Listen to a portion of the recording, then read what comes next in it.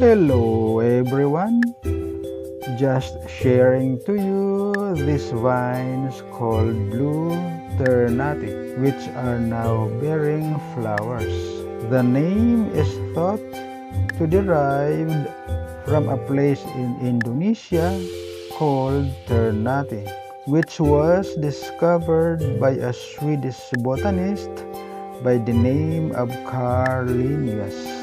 Planted a couple of months beside my house, the Blue Ternate has many benefits. The flower can be soaked in hot water for a while and drunk. It helps improve blood circulation, lowers blood pressure, and helps regulate blood sugar levels.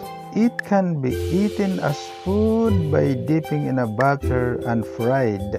It is also a natural food coloring for various desserts, just to name a few.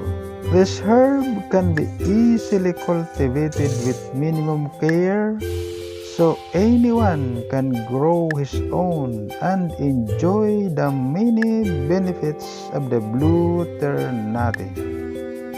That's all folks, and thank you for watching. Bye.